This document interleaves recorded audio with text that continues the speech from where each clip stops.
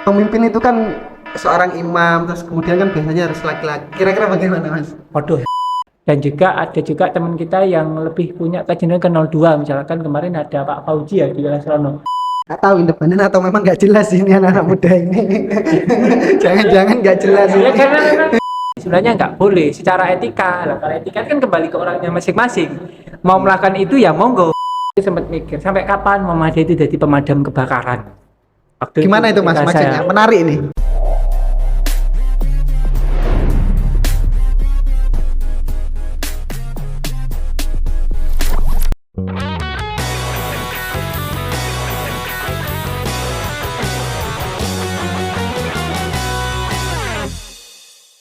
Infrastruktur atau pendidikan? Pendidikan. Oke. Konsistensi atau fleksibilitas dalam politik? Konsisten. Strategi kampanye atau hubungan personal? keduanya penting. Kedua-duanya penting. Terkait politik dinasti, pro atau kontra? Pro atau kontra ya. Ya. Gimana nih, Pak? Ya itu sih, nggak ada politik dinasti bikin tidak kerjaan ya. Oke, Mas Lukman berpendapat bahwa dinasti memang tidak ada ya, Mas. Ada. Kalau ada demokrasi, ada penyelenggara, ada pemilih, ada pengawas, berarti itu bukan dinasti namanya. Oke. Lebih sulit jadi politisi atau jadi juri lomba tumpeng? Juri lomba tumpeng. Kenapa, Mas? Kalau politisi ini enak ya, kalau orangnya sama-sama dewasa, selesai hari ini selesai. Kalau juri tumpeng itu kan kita langsung bertemu langsung sama konstituennya, sama masyarakat langsung ya. Jadi memang lebih sulit jadi juri tumpeng, Mas, ya? Ya, Apakah menurut Mas Lukman hasil pilkada ini akan membuat masyarakat banyak semakin terpecah? tergantung elit politiknya ya. Kalau sesama elit, baik yang menang maupun yang kalah, apalagi hari ini masih belum final ya. Oke. Yang kedua, Mas, apakah menurut Mas Lukman ada indikasi kecurangan dalam proses perhitungan suara? Kalau indikasi semua orang, semua paslon ini punya hak.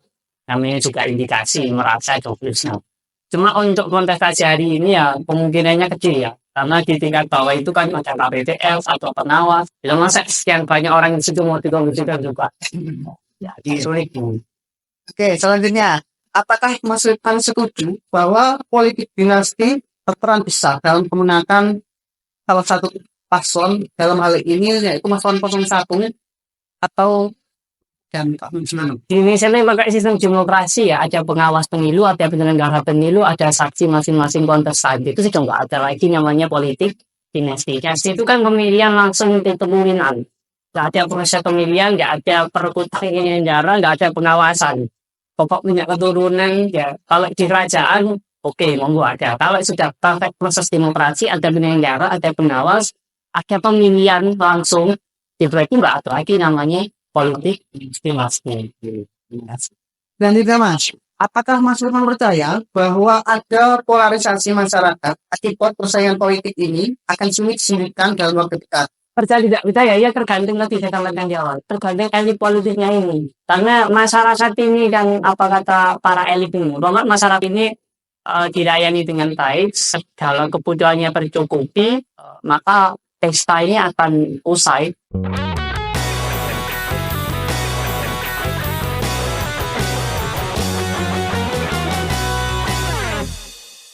Oke, selamat malam Mas Lukman. Selamat malam Mas Resi. Iya, terima kasih sudah hadir di ruang podcast kami yang mungkin sederhana karena hari-hari dekat ini kita disuguhkan banyak dengan isu-isu pilkada. Apalagi anak-anak muda, tentu tidak akan jauh dan hampir mungkin setiap hari jadi konsumsi. Saya kira dalam pilkada ini banyak yang dirugikan dan juga banyak yang diuntungkan. Contoh saya kira yang dirugikan itu mungkin paslon yang kalah ya mungkin ya. Atau dia yang kemudian sukses membantu namun tidak kemudian dituntaskan kewajiban-kewajibannya dalam janji-janjinya. Atau mungkin siapa yang diuntungkan? Mungkin yang diuntungkan saya kira ya mungkin vendor-vendor atau pelaku-pelaku yang membantu jalannya operasional pilkada. Misal tukang catering itu kan diuntungkan, Mas. Terus kemudian yang sewa tenda untuk TPS itu kan juga diuntungkan. Nah, ini nanti kita mungkin banyak bicara Mas soal pilkada, terutama pilkada yang ada di daerah kita tercinta Banyuwangi, Mas ya. Oke, mungkin nanti kita juga akan mengkerucut soal Muhammadiyah, bagaimana sikap dan perannya Mas ya. Dukungan atau netralitas Mas kira-kira? Dukungan ini apa? Terkait pilkada, mendukung atau netral atau golput, Mas Lukman? Mendukung, Pak. Kira-kira Mas, bagaimana jika ada anggota Muhammadiyah yang terang-terangan mendukung salah satu paslon Boleh kalau yang bersangkutan adalah nama personal ya. atas nama pribadi? Misalkan saya ini Lukman, saya ini kan di lain sisi sebagai kepala sekolah ya, Sebagai punya pengajar. anggota, punya pasukannya. Di lain sisi juga ketua pemuda Muhammadiyah, mantan ketua pemuda Muhammadiyah, dan hari ini juga diamani di pimpinan wilayah pemuda Muhammadiyah. Punya pastinya 1-2 orang punya masalah. Ketika saya ngomongkan politik, ya harus saya lepas baju organisasi saya. Perkara teman-teman saya ini tertarik dengan apa yang saya sampaikan sehingga mengikuti arahan dari saya, ya monggo. Yang jelas saya tidak boleh menggunakan baju organisasi saya, baju sekolah saya untuk kepentingan suara. Kenapa Mas?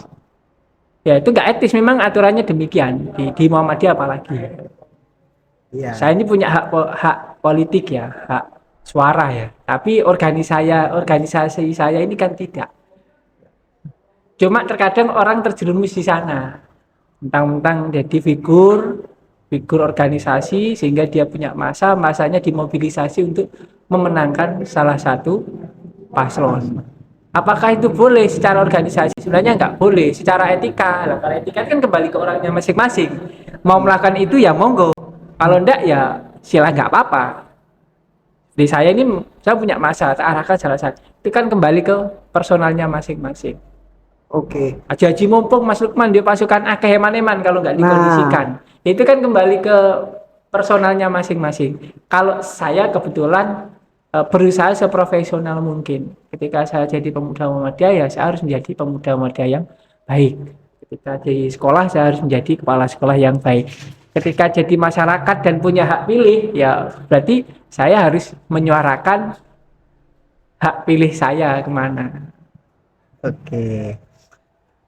Kira-kira Mas ya, selanjutnya bagaimana Muhammadiyah menjaga independensi ini Mas? Sampai hari ini Muhammadiyah mudah-mudahan ya, dan ini tugas teman-teman agar Muhammadiyah tetap terjaga. Sampai hari ini alhamdulillah Muhammadiyah masih independen ya, karena memang sudah diberikan rumah ya mereka ya, yang mau berpolitik praktis ya silahkan masuk ke partai politik atau masuk jadi juru kampanye paslon sekalian. Nggak tahu independen atau memang nggak jelas ini anak-anak muda ini. Jangan-jangan nggak jelas Ya ini. karena memang kan terlahir terbentuk bukan untuk kepentingan ini ya. Antara independen atau nggak jelas ini anak-anak muda kayaknya Mas. Memang butuh banyak apa namanya arahan ya, mungkin arahan atau edukasi atau pencerahan lah ya, atau referensi lah terutama bagi anak muda ini, karena memang ya repot ya anak muda ini, perannya sebetulnya untuk keberlangsungan membangun suatu daerah cukup besar kalau anak muda ini, karena ya, negara ini nggak lepas dari peran daripada anak muda. Ya kadang teman-teman ini kan nanggung ya, jadi belum ya namanya juga pemuda, mahasiswa itu kan masa proses pencarian jati diri ya. Betul. Jadi saya sering baru dilantik gitu, Mas besok dukung sopo, bayangkan ya Pak, baru dilantik sebuah organisasi besoknya langsung minta deklarasi. Ini kan kurung tutup Tanpa melihat visi misinya. Ya bukan ini, ketika dia dilantik sebagai sebuah organisasi terutama di Muhammadiyah, terus di mindsetnya berpikir mau deklarasi mendukung salah satu paslon, berarti dia kan belum belajar tuntas apa itu organisasi yang dinaungi dan bagaimana proses berpolitik yang benar. Berarti kan dua-duanya nggak nyambung. Kita kan sudah jelas bahwa organisasi kita ini tidak berpolitik, tidak mendukung ke salah satu paslon. Nah yang bersangkutan ini baru aja dilantik dalam sebuah organisasi yang itu nyata-nyata bukan organisasi politik, berarti kan kurung tutup kalau bahasa Jawanya. Bukan nggak boleh ya, belum tuntas. Iya. Dan ini yang di teman-teman hari ini kan banyak yang seperti itu, merasa punya masa langsung. Ini. Jadi belum bisa menempatkan sesuatu pada tempatnya. Nah. Sebetulnya yang lagi lebih, penyelenggara itu mau penjara lagi apa ini segala macam, ini kan nggak bisa. bagaimana sih Mas kira-kira prinsip dasar Muhammadiyah ini terkait keterlibatan organisasi dalam politik praktis? Muhammadiyah itu kan lahir pada tahun 1912, sedangkan Indonesia itu kan baru terbentuk 1945 ya. Betul. Jadi sebenarnya kan dari urusan tanggal lahir terbentuknya itu berarti secara otomatis Muhammadiyah itu jauh lebih tua, kan bahkan bisa dikatakan bagian dari bidannya berdirinya negara kita ini. Nah, dari dulu hingga sekarang Muhammadiyah itu tidak berpolitik praktis, cuma warganya diberikan kebebasan untuk masuk memilih paslon yang menurut mereka layak, atau bisa jadi kader itu memang distribusikan ke partai-partai politik kalau memang dia punya potensi atau punya hilo besar untuk berpolitik praktis, ya silahkan ke rumah-rumah yang memang sudah disediakan. Kalau di Indonesia ini ya partai politik itu tempatnya. Kemudian Mas, apakah Muhammadiyah ini secara organisasi memiliki peran dalam mendukung salah satu calon di pilkada? Nggak boleh ya, kalau mendukung siapapun yang menang, mengondisikan siapa yang karena boleh, karena memang itu bukan ranahnya ya. Muhammadiyah itu kan mendukung pemerintahan ya, membantu pemerintah ya, menyuplai apa yang belum terjangkau oleh pemerintah, itu Muhammadiyah bagian dari membantunya. Kalau untuk urusan pemenangan paslon segala macam itu bukan domainnya Muhammadiyah, makanya tadi diberikan rumah, diberikan wadahnya masing-masing. Atau biasanya teman-teman kalau dia tidak sepakat karena dianggap partai politik itu tidak mewadahi kepentingan-kepentingan Muhammadiyah skala besar, mereka membentuk kelompok kecil. Kalau kemarin itu ada di Pemuda Muhammadiyah ada bergerak 1912. Dia komunitas-komunitas muda yang memang tidak terwadahi, atau mungkin ketika dia berpartai politik, mohon maaf, tidak memberikan jawaban, sehingga termasuk di Banyuwangi itu ada Surya 1912.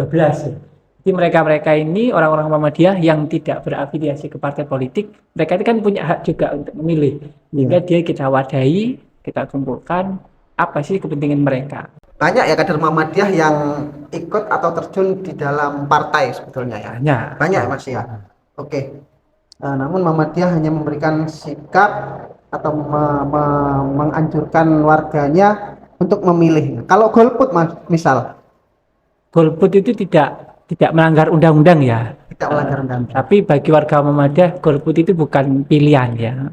Ya, dalam hal ini mungkin sudah ada ketetapan dari KPU meskipun belum resmi ya.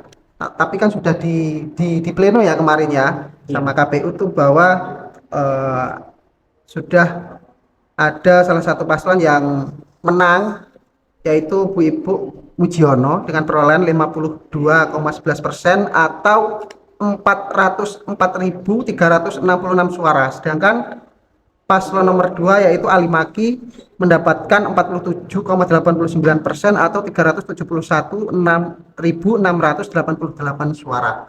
Nah, ini kan angka golputnya juga saya kira cukup tinggi, Mas. Ya, lebih besar daripada pemilih salah satu paslon itu. Apakah kira-kira Muhammadiyah itu juga mendukung penuh atas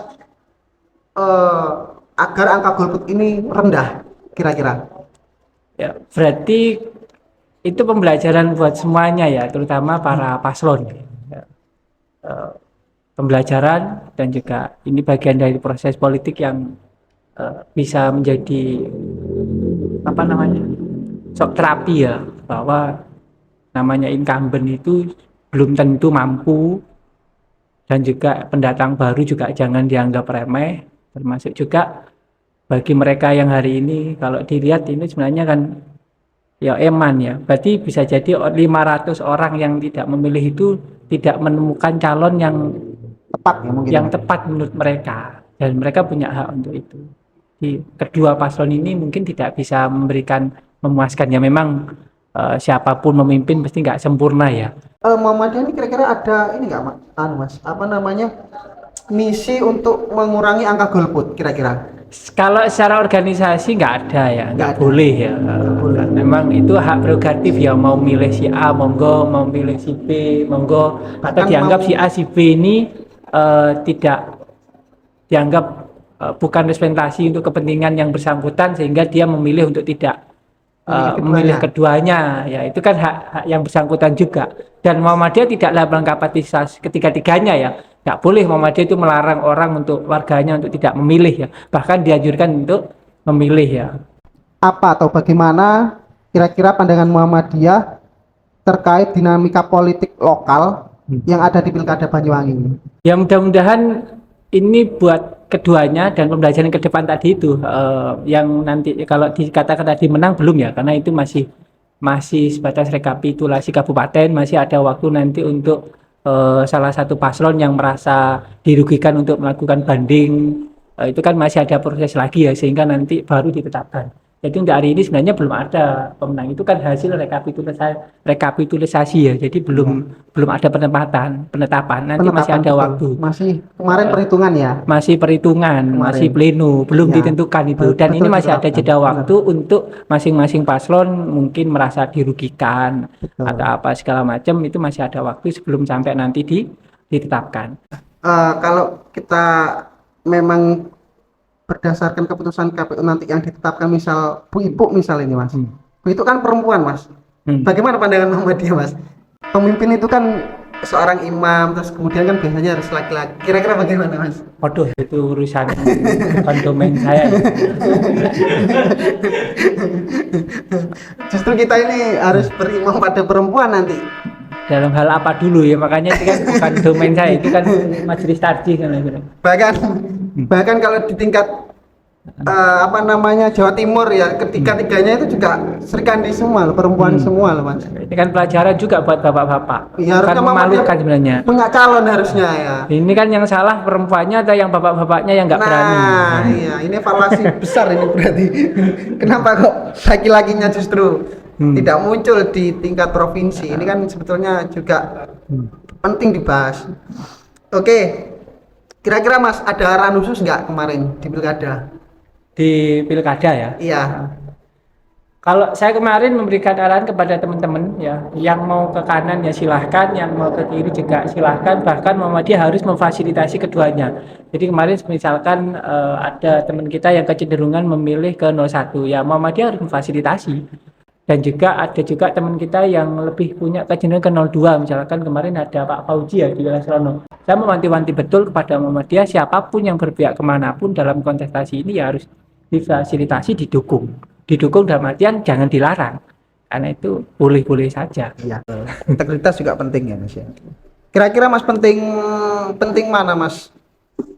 Masa atau visi misi? Untuk apa itu? Pilkada Mas. Ya masa Mas, kalau untuk menang kalah ya. Cuma Masa. kalau sebagai pemilih ya kita lihat visi misinya dulu dong. Seharusnya itu bersinambung ya. Kalau visi misinya bagus, ya harusnya masanya juga banyak. Kan seperti itu. Belum harusnya tentu. ya. Tapi kan belum tentu Mas ya. Ya, Yang terjadi. kadang hanya karena kedekatan personal, ya wis visi misinya apa nggak jelas tetap disupport, atau begitu sebaliknya visi misinya sebenarnya sudah bagus ya, tapi karena merasa nggak punya kedekatan ya nggak disupport. Maka untuk kepentingan apa dulu ya, sebenarnya pentingnya visi misi itu, maka tugasnya Jurkam itu menyampaikan visi misinya kepada masa itu. Setelah pilkada nanti bagaimana peran Muhammadiyah kira-kira? Ya mudah-mudahan selama ini kan ya ikhtiar Muhammadiyah kemarin saya coba ngetes ya. Ya alhamdulillah ya, karena memang butuh waktu. Saya itu sempat mikir sampai kapan Muhammadiyah itu jadi pemadam kebakaran. Gimana itu Mas maksudnya? Menarik nih. Pemadam kebakaran itu gini. Ini kan pesta demokrasi ya. Iya. Orang rebutan jabatan. Muhammadiyah selama ini kan kalau nggak dipamiti ya tukang dongo, engkolek pestane wis mari tukang resik-resik. Iya ya, menarik. Resik-resik dalam hal apa itu Mas? Ya menyatukan kedua belah pihak yang tadi belum tuntas. Mau sampai kapan? Sehingga dan apapun kebijakan yang di pemimpinnya nanti itu Muhammadiyah pasti akan berdampak ya. Karena apa-apa yang dilakukan Muhammadiyah itu kan berada di naungan pemerintahannya. Lebih mudah ketika kita ingin menggapai suatu visi misi itu kan ketika kita juga menjadi salah satu aktornya di situ. Kenapa Muhammadiyah kok nggak banyak gitu Mas, terutama di Banyuwangi ini Mas ya, kok nggak banyak aktor? Misal ada kader Muhammadiyah yang jadi sekda misalkan, itu ada nggak tertata nggak seperti itu Mas? Inilah enaknya hidup di negara Indonesia ya. Jadi kita itu Muhammadiyah itu kan hampir mirip dengan sebuah negara. Jadi tanpa harus masuk ke pemerintahan. Negara kita ini ya, ini negara paling enak itu di Indonesia loh. Kita tanpa harus masuk ke pemerintahan ya. Kita bisa mendirikan rumah sakit. Tanpa harus masuk pemerintahan, kita bisa mendirikan sekolahan. Tanpa harus masuk pemerintahan, kita bisa mendirikan lembaga zakat dan meminta itu.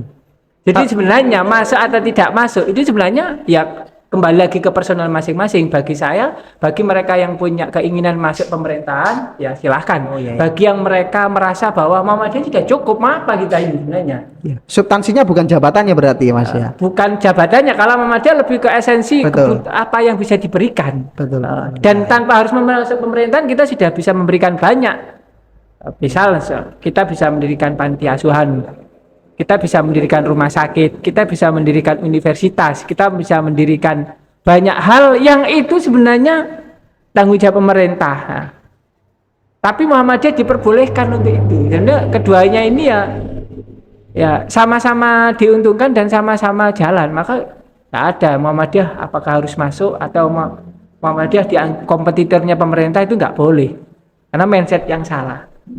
Oke. Terakhir ya Mas. Harapan Mas untuk pemimpin terpilih. Ya. Apa kira-kira? Pemimpin terpilih untuk harapannya siapapun nanti yang menang, jadilah pemimpin yang negarawan. Jadi kamu nanti terpilih itu bukan pemimpin pendukungmu saja ya, tapi pendukung masyarakat Banyuwangi. Kalau perlu, kalau bisa ya, yang hari ini belum diberikan kesempatan, visi-visinya apa, dikolaborasi sehingga itu menjadi misi-misi warga Banyuwangi. Terima kasih Mas Lukman.